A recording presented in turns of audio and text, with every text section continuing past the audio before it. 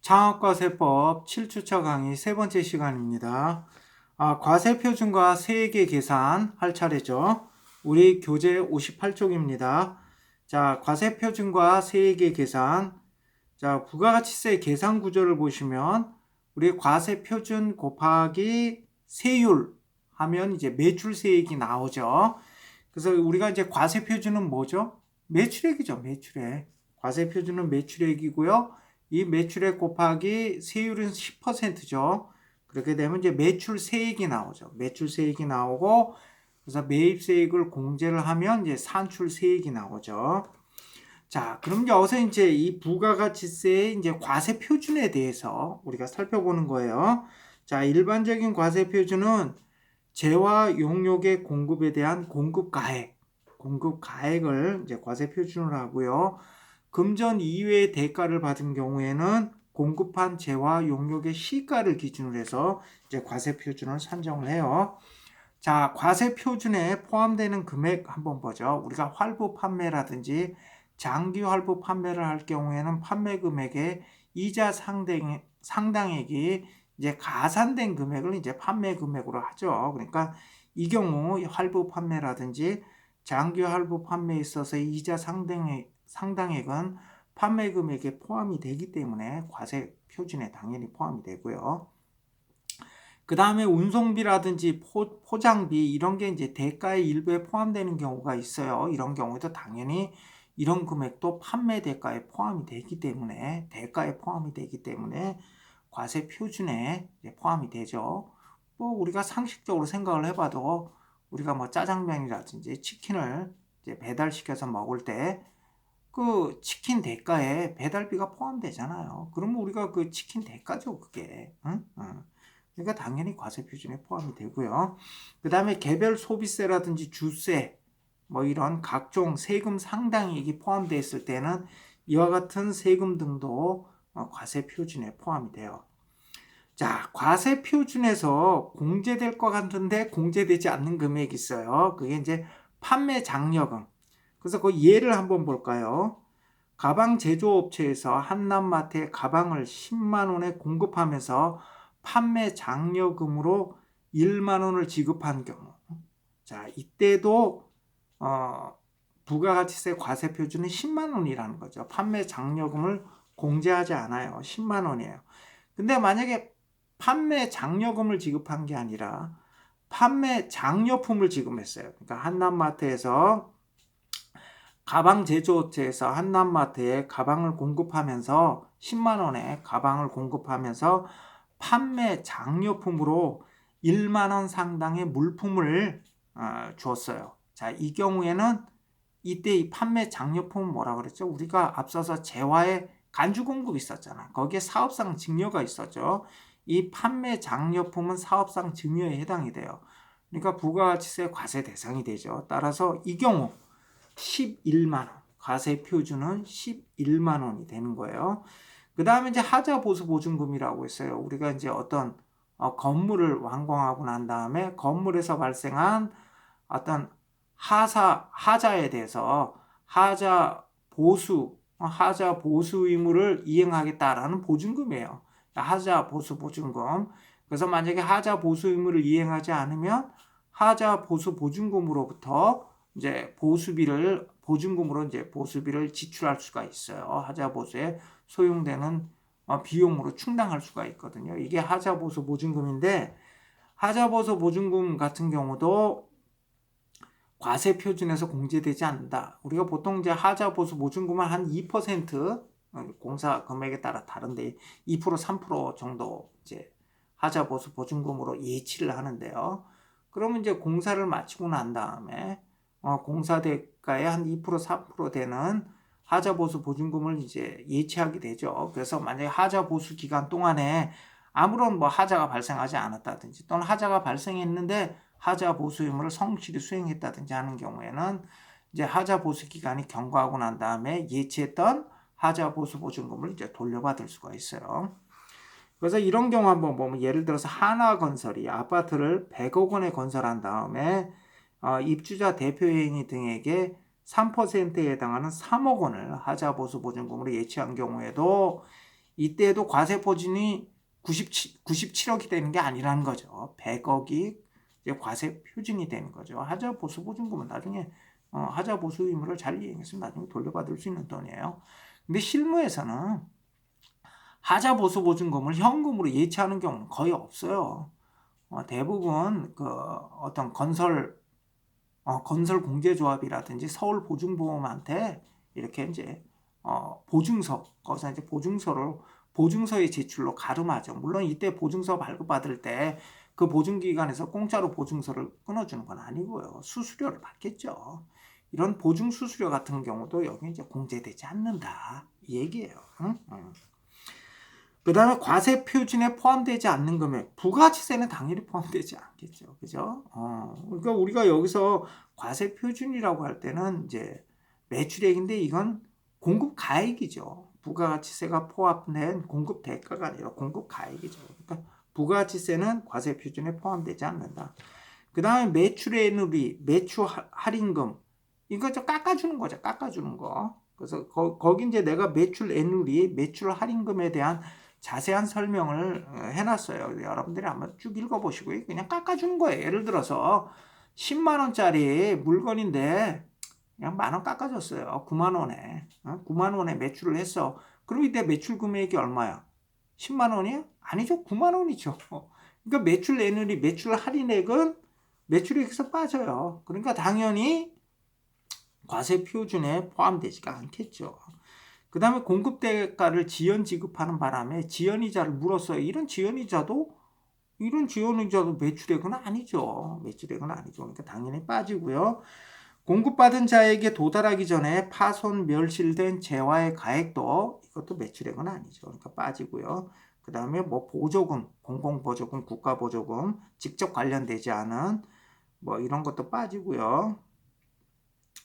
그 다음에 뭐 용역 대가와 봉사료를 구분하여 기재한 경우로서 봉사료를 해당 종업원에게 지급한 사실이 확인되는 경우, 이런 경우에는 이 봉사료 빠진다.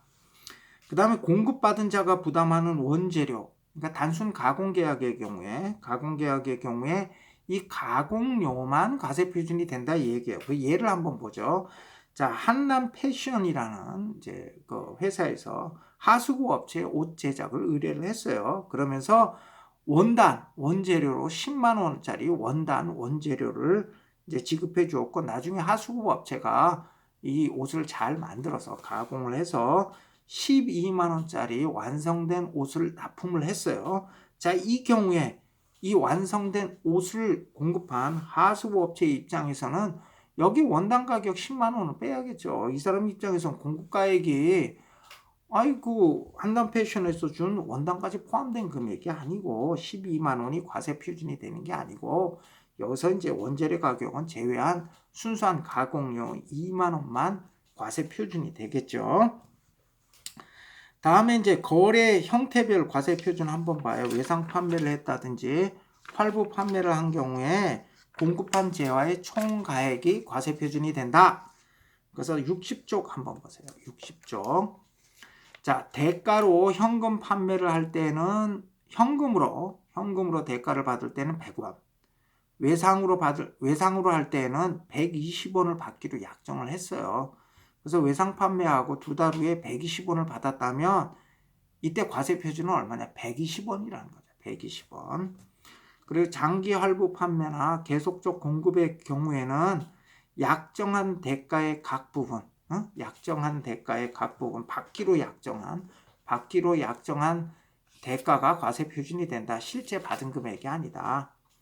그 다음에 이제 간주 공급의 경우에는 과세 표준이 어떻게 되느냐? 왜냐하면 간주 공급의 경우가 이제 과세 표준이 문제가 될 수가 있어요. 왜냐하면 이게 사실상 대가를 받지 않았거든요. 그런데 뭐 어떻게 된 거예요, 지금?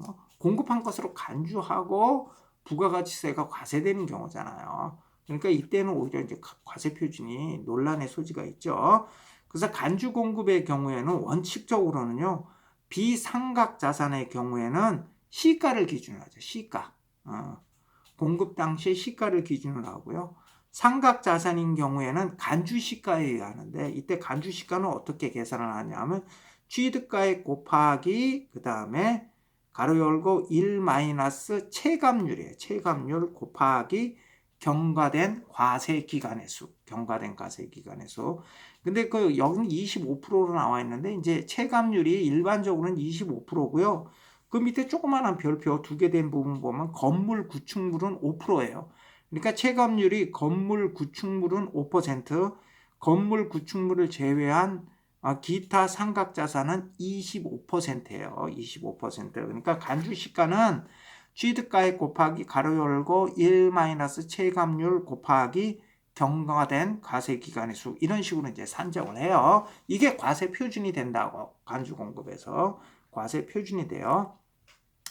우리가 간주공급, 그 자가공급 중에 면세사업 전용이 있었잖아요. 면세사업 전용의 경우에 그 재화를 전부 다 면세사업으로 전용했다. 뭐 그런 경우에는 뭐 계산할 때 특별히 고려할 필요가 없지만 일부만 면세사업에 전용했다. 일부만 면세사업에 전용했다 하는 경우에는 그 당기 총 공급 가액분의 당기 면세 공급 가액 비율만큼만 또 곱해줘야 돼요. 그래서 이제 그게 과세 표준이 되는 거죠. 비율적으로 해야지. 일부만 했으니까 그 일부 해당되는 비율만큼만 과세 표준으로 한다. 그래서 그 예를 한번 보시죠. 자, 신문사에서 광고사업, 면세사업이에요. 광고사업에 사용하고자 2018년 10월 1일 잉크와 윤전기를 매입했으나, 윤전기는 신문 찍어내는 기계예요. 윤전기를 매입했으나 2019년 12월 2일 신문사업, 이거는 이제 면세사업이죠. 신문사업에 완전 전용했다. 계산 편의를 위해서 완전 전용했다라고 하는 경우에 우리가 이런 경우는 뭐예요? 이런 경우에도 우리는 우리 지난번에 우리가 간주 공급한 거잖아. 간주 공급. 자기 자신에게 이제 공급한 것을 간주하고 매출세액을 부담한다고 했잖아요. 그럼 이런 경우 이제 매출세, 과세 표준을 어떻게 산정할 것인가? 어떻게 산정할 것인가?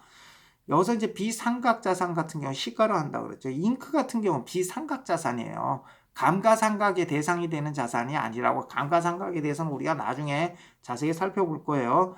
잉크 같은 경우는 감가상각의 대상이 되는 자산이 아니죠. 그래서 비상각자산이라고 하는데 시가에 의한다. 그러면 당시 시가가 10만 원이었다고 가정을 하자고요. 그러니까 그 간주 공급할 당시를 기준으로 하는 거예요. 취득 당시가 아니라 간주 공급할 당시. 간주 공급할 당시에 간주 공급 당시의 시가가 10만 원이다. 그럼 시가를 과세 표준은 뭐예요? 10만 원이에요. 10만 원. 그러면 세액은 어떻게 됐어요? 10%니까 매출세액은 10,000원이 되겠죠. 그 다음에 윤전기, 상각자산이죠. 기계장치죠. 윤전기, 상각 기계장치인데 이거는 뭐 기타 상각자산이니까 체감률 25%고요.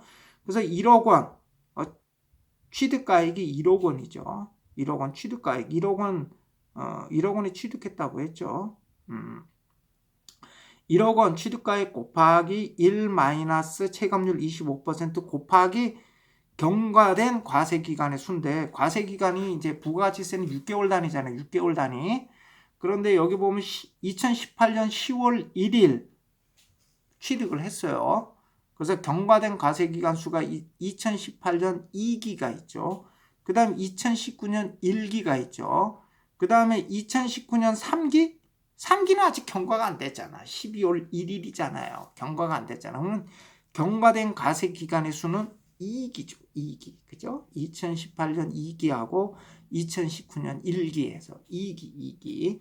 그러니까 여기서는 경과된 과세기간의 수는 2기예요. 그래서 곱하면 5천만 원이 된다 이거예요. 과세 표준이 5천만 원. 그럼 매출세액은 10%인 500만 원이 된다. 이런 식으로 이제 간주 공급의 경우 과세 표준을 이와 같이 산정을 하는 거예요.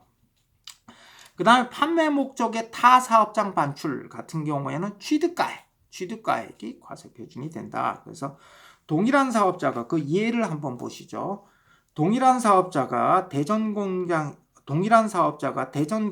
10억 원에 매입을 해서 서울 직매장에서 30억 원에 매출을 한 경우에 이때 취득가액 10억 원을 공급 간주한다. 취득가액 10억 원을 공급 간주를 한다. 우리가 지난번 시간에 사례 다루면서 살펴봤었죠.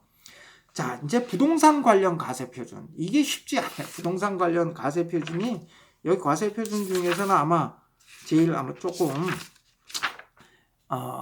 이 계산 문제에도 많이 나오고, 이게 계산 문제에도 많이 나오고, 이 부가가치세 과세표준과 관련해서는 아마 제일 여기가 중요한 부분이 아닌가 싶어요. 자, 부동산 관련 과세표준 한번 보죠. 자, 먼저 이 부동산과 관련해서는 이게 이제 부가가치세 과세 대상인지 면세 대상인지를 먼저 숙지를 해야 돼요. 이제 이 부동산이란 게 뭐냐 그러면 법률상 부동산은 문자 그대로 아니 불자에 움직일 동자의 재산 산자예요. 그러니까 이걸 그대로 풀면 움직이지 않는 재산이죠. 움직이지 않는 재산, 이 부동산에는 뭐가 있냐 하면 법률상으로는 건물하고 토지가 있어요. 건물하고 토지, 이게 부동산이야. 건물하고 토지. 그리고 부동산 아닌 게 다 동산이죠.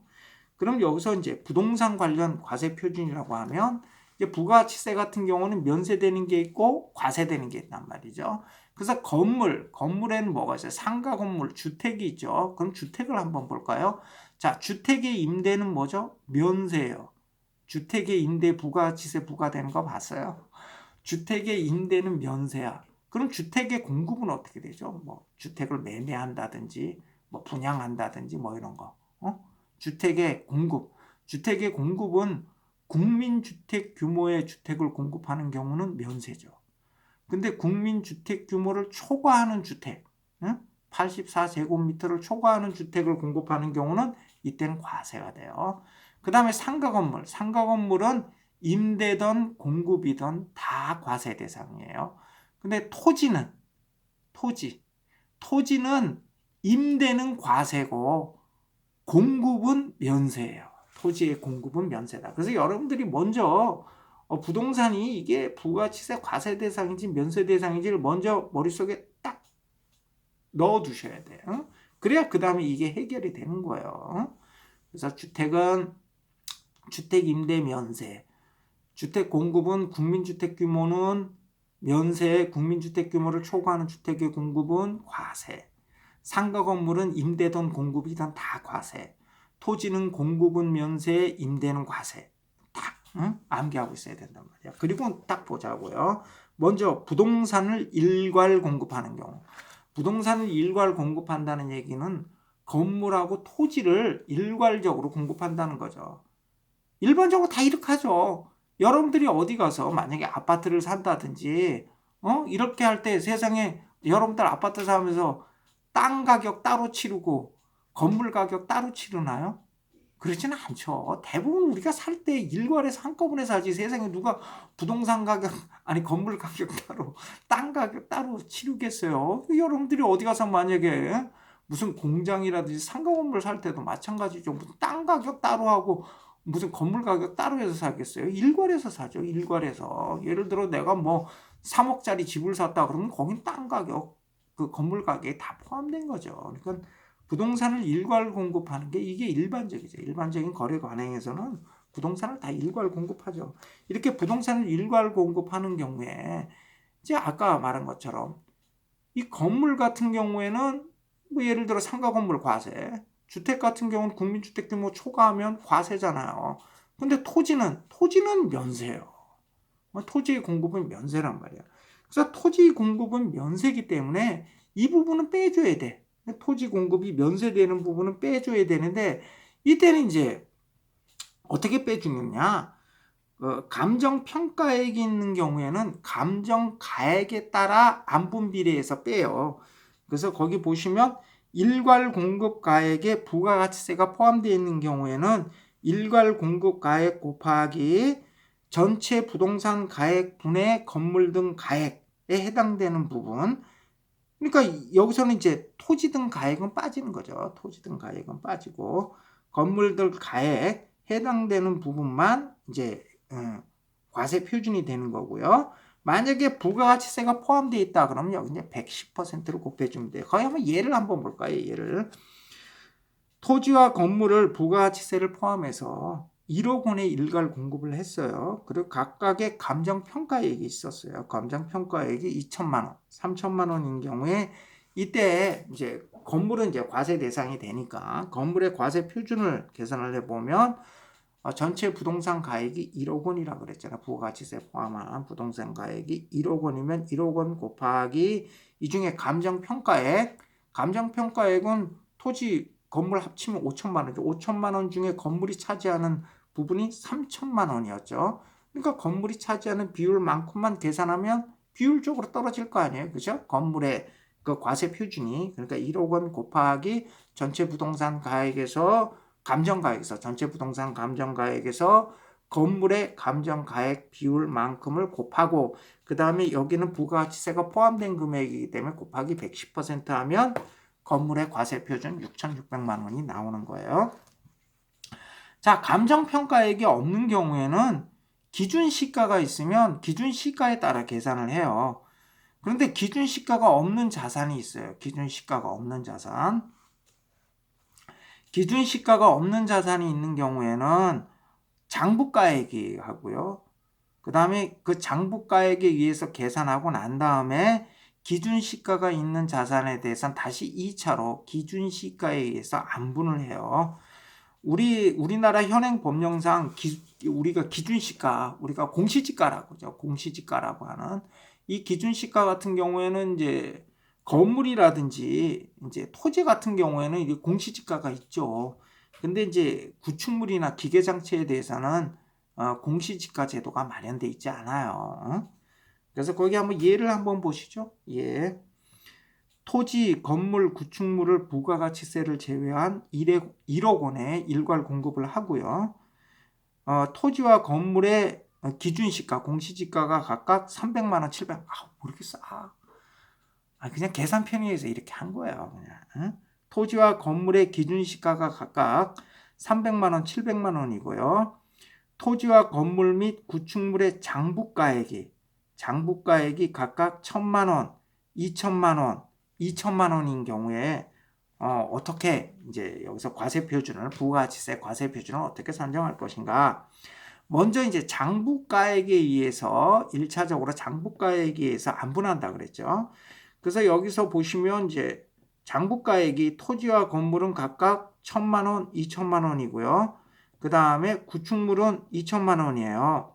그럼 토지와 건물 부분 같은 경우에는 전체 장부가액 5천만 원 중에 토지와 건물이 차지하는 건 1,000만 원, 2천만 원이니까 합하면 3천만 원이죠. 그러니까 전체 장부가액 중에 토지와 건물의 장부가액의 비율이 5천분의 3천이 되겠죠. 이게 이제 전체 그 가액이 1억 원이잖아요. 그러니까 토지, 건물, 구축물을 공급 가액, 전체 공급 가액이 1억 원이죠. 그러니까 1억 원 곱하기 5천분의 3천 하면 장부 가액 비율에 따른 토지와 건물의 가액이 나오겠죠. 그래서 그게 6천만 원이에요. 그리고 구축물은 이제 2천만 원이죠. 그러니까 5천분의 2천만 원. 그래서 전체 가액 1억 원 중에 구축물의 그 장부 가액 비율만큼 계산을 하면 1억 원 중에 구축물이 차지하는 가격은 4천만 원이 되죠. 4천만 원. 그런데 이제 토지와 건물은 뭐가 있어요? 기준시가가 있었죠. 공시지가가 있었으니까 토지와 건물만 따로 또 공시지가만 따로 계산을 하는 거예요. 그래서 토지는 지금 공시지가를 보면 토지는 300이고요. 건물은 700만 원이죠. 그래서 토지 부분은 보면 토지와 건물을 합친 그 전체 부동산 기준시가가 1,000만 원이잖아요. 거기서 1,000만 원분의 토지의 기준시가 300. 그래서 이 6천만 원 곱하기 이렇게 하면 토지 부분에 이제 가액이 나오죠. 그게 1,800만 원. 뭐 건물도 같은 식으로 계산을 하면 4,200만 원이 나와요. 따라서 과세 표준은 지금 토지의 공급은 면세를 했으니까 토지는 빼고 건물 4,200만 원, 그 다음에 구축물 4천만 원에서 전체 8,200만 원이 과세 표준이 되는 거예요. 그 다음에 거기 간편법이라고 있어요. 간편법이라고 해서 이와 같이 계산을 하게 되면 훨씬 간단하게 빨리 계산할 수 있다는 거죠. 그러니까 이건 이제 우리가 원래 정식으로 계산하는 방식을 알아야 간편법도 이해가 되겠죠. 그죠?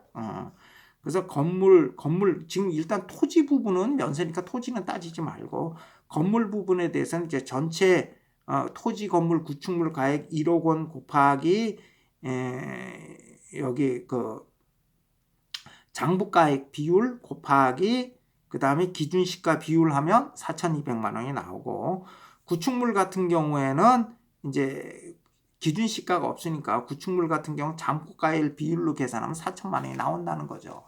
이건 이제 빨리 계산하는 방식인데, 이건 원칙대로 계산하는 방식을 알아야 간편법도 이해가 되죠. 자, 그 다음에 이제 임대하는 경우, 지금 공급하는 경우를 먼저 살펴봤고요. 임대하는 경우, 자, 임대하는 경우에도 여기 보면 이제 주택의 임대 같은 경우는 면세죠. 근데 상가 건물의 임대는 과세예요. 과세. 그 다음에 부동산을 임대하는 경우 한번 보면, 또 부동산 그 토지의 임대는 뭐죠? 토지 임대는 과세죠. 토지 임대는 과세. 그러니까 여기서는 이제 주택의 임대 부분만 이제 염두에 두면 되죠. 주택의 임대가 이제 면세니까. 그리고 주택의 임대를 면세를 할 때는요, 주택 부수 토지도 면세예요. 주택 부수 토지도 면세예요. 그래서 계산할 때 그걸 좀 염두에 두셔야 돼요.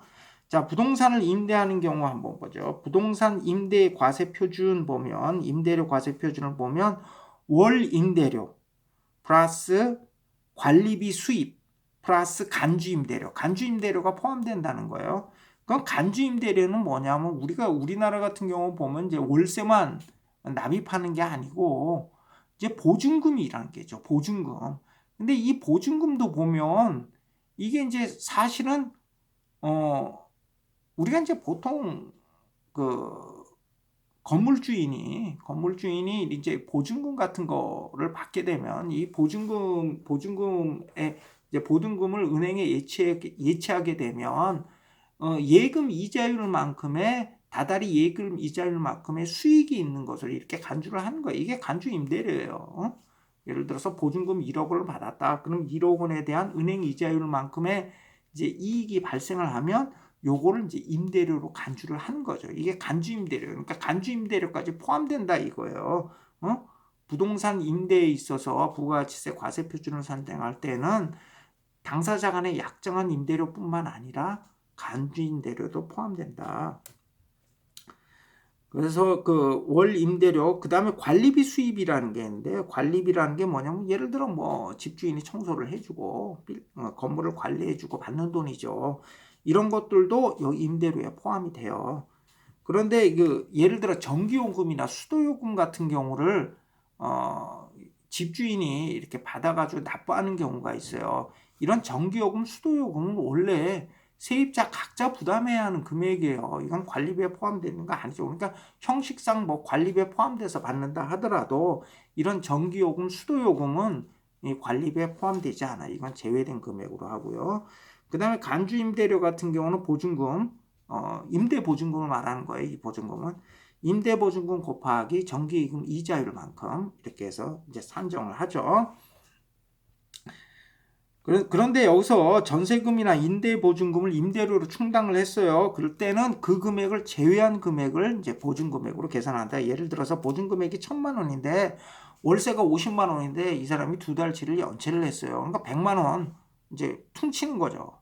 연체된 월세를 보증금에서 퉁치고 남는 금액 900만 원만 여기 감주임대료 계산할 때 900만 원만 보증금으로 봐서 간주임대료를 계산하는 거예요.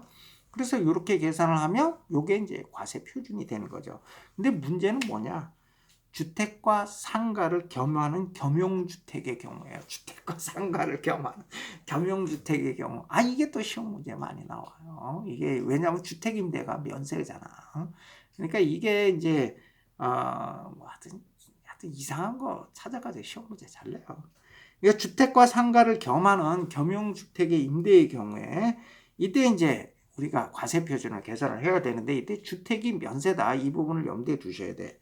그럼 주택과 이에 부수되는 토지로서 주택의 임대의 경우에는 주택 임대 면세고요. 그 다음에 주택 부수 토지. 주택 부수 토지인데 주택 정착 면적의 5배. 도시지역, 우리 대전 같은 도시지역은 5배. 도시지역 이외의 지역은 10배까지. 좀 넓게 봐주죠. 그러니까 주택의 임대의 경우 주택도 면세. 그리고 주택에 부수하는 토지 부분, 그 주택에 부과한 토지 부분도 주택 정착 면적의 5배 이내에는 면세다. 자, 여기서 이제 주택과 상가를 겸하는 겸용주택의 경우 주택 면적이 상가 면적보다 크다. 이런 경우에 주택 면적이 더 큰 거예요. 상가 면적보다. 이때는 이 건물 전체를 갖다가 주택으로 봐요. 건물 전체를 주택으로 봐서 면세를 해준다. 그리고 이때 부수 토지에 대해서도 주택 정착 면적의 5배 이내까지는 면세라 그랬죠. 5배 이내까지 면세고 5배를 넘는 부분은 그건 과세가 되겠죠. 그 다음에 상가 면적이 주택 면적보다 크거나 같거나 커요. 상가 면적이 주택 면적 이상 되는 경우에는 주택은 면세이지만 이때 상가는 과세돼요. 상가 면적 부분에 대해서는 상가 건물 부분에 대해서는 과세가 된다. 그리고 이때도 주택 부수 토지는 토지 면적 중에 전체 건물 면적분의 주택 면적에 해당하는 그 비율만큼의 토지 면적과 주택 정착 면적의 5배 이내인 토지 면적 중에 작은 부분만큼 면세가 되고요. 상가 부수 토지는 이건 과세예요. 상가 부수 토지는 과세된다. 그래서 과세 표준 계산하는 게 거기 쭉 나와 있는데요. 예를 보죠. 사례를 풀어보시는 게 오히려 이해하시기가 더 좋을 거예요. 그 예를 한번 보죠. 이 사례를 한번. 그래서 세법은 이 계산 문제를 꼭 풀어보셔야 돼요. 그래야 이해가 빨라요. 그 사례 한번 보죠. 대전시에 있는 겸용주택, 상가 건물 주택 겸용주택이에요. 겸용주택의 임대료가 1,000만 원이고요. 건물 기준 시가가 4억 원, 토지 기준 시가가 6억 원이고 토지 면적이 1,000제곱미터, 건물 면적이 100제곱미터. 우와. 이거 토지가 공간이 상당히 많네요. 일부러 이렇게 냈어요. 일부러 이렇게. 여러분들 계산 복잡하게 하라고. 그래서 토지 면적 1,000제곱미터, 건물 면적 100제곱미터인 경우에 부가가치세 과세 표준은 어떻게 되느냐 한번 보죠. 만약에 이때 주택 면적이 60제곱미터이고 상가 면적이 40제곱미터인 경우, 그러니까 주택 면적이 더 큰 경우죠. 이때는 이 건물 전체를 뭐로 본다? 주택으로 본다. 그래서 이때는 면세가 된다 이거예요. 그러니까 건물 임대료 같은 경우에는 과세 표준을 산정할 필요가 없죠. 왜? 면세니까. 그럼 이제 이때 토지 부분만 산정하면 된단 말이에요. 토지 부분만. 토지의 임대는 과세예요. 토지 임대는 과세야. 이때 토지 부분만 산정하면 된다. 그래서 토지 부분은 어떻게 산정해? 이때 이제 전부를 주택으로 보는데 주택 부수 토지로서 주택 정착 면적의 5배. 이건 도시지역이잖아요. 대전. 5배까지가 면제다. 그거를 넘는 초과하는 토지 면적 부분은 과세가 되는 거죠. 근데 여기 주택 면적이 얼마였어? 100제곱미터라 그랬잖아. 100제곱미터의 5배, 500제곱미터까지는 면세되고 500제곱미터를 초과하는 토지 면적이 1000제곱미터잖아. 그러니까 500제곱미터를 초과하면 500제곱미터지. 그 500제곱미터는 과세 대상이 된다는 거예요. 그래서 토지 임대료 과세 표준을 계산하게 되면 임대료 1,000만 원 곱하기 그 다음에 이제 그 공시지가에 따른 그 토지 부분에 해당되는 게 이제 뭐 공시지가 건물이 4억 원, 토지가 6억 원 합하면 이 부동산의 공시지가는 10억이죠. 이 중에 건물이 차지하는 부분이 6억이잖아요. 그러니까 토지 임대료 중에 그 부동산 임대료 중에 토지 부분이 차지하는 임대료를 계산을 해야 되죠. 비율적으로. 이렇게 계산하고 곱하기 이제 과세 부분은 토지 면적 1,000제곱미터 중에 500제곱미터가 과세 부분이 되죠. 이렇게 해서 토지 임대료를 계산을 하게 되면 3,000만 원이 돼요. 3,000만 원. 이게 과세 표준이 된다. 그런데 그 다음에 두 번째 사례, 주택 면적보다 상가 면적이 더 큰 경우죠. 주택 면적보다 상가 면적이 더 큰 경우에는 이때는 상가 건물 부분의 임대료는 과세 대상이 돼요. 과세 대상이. 그래서 이때 상가 임대료 계산을 할 때는 전체 부동산 임대료가 1,000만 원이라 그랬잖아요. 1,000만 원 곱하기 그 다음에 부동산 전체 기준시가는 10억 원 분의 건물 기준시가 4억 원 하면 그 중에 또 이제 그 건물 면적 100제곱미터 중에 상가가 얼마라고 60제곱미터 이것까지 같이 들어가서 계산을 해줘야죠. 그래야지 상가 건물 부분만 쏙 빠져나오겠죠. 그죠? 그러면 상가 임대료는 2,400만 원이 돼요. 그래서 2,400만 원이 상가 임대료 과세 표준이 된다. 그 다음에 토지 임대료 한번 보죠. 토지 임대료는 주택 부수 토지로서 주택 정착 면적의 5배까지는 면제이고 이를 초과하는 토지 면적은 과세다. 근데 여기서 주택 면적이 얼마라서 440제곱미터라고 하죠. 40제곱미터. 40제곱미터니까 이 주택 정착 40제곱미터 5배 하면 200제곱미터잖아요. 그러면 이를 초과하는 토지 면적은 얼마? 800제곱미터죠. 800제곱미터. 그러니까 800제곱미터에 해당하는 부분에 대해서 이제 토지 임대료 800제곱미터에 해당되는 부분의 토지 임대료는 과세다 이거예요. 과세. 그래서 토지 임대료 과세 표준은 4,800만 원이 된다. 그래서 여러분들이 이 문제는요. 한번 살펴보시면 뭐 이해하시는데 크게 어려움이 없을 거예요. 그리고 이제 세법 같은 경우는 이렇게 어떤 그 풀이 문제를 좀 많이 풀어보셔야 돼요. 예, 이번 주차는 여기까지 이제 강의를 하고요. 매입세액과 차감납부세액은 다음 주차 때, 8주차 때 강의 계속하도록 하겠습니다. 예, 여러분 수고 많으셨습니다.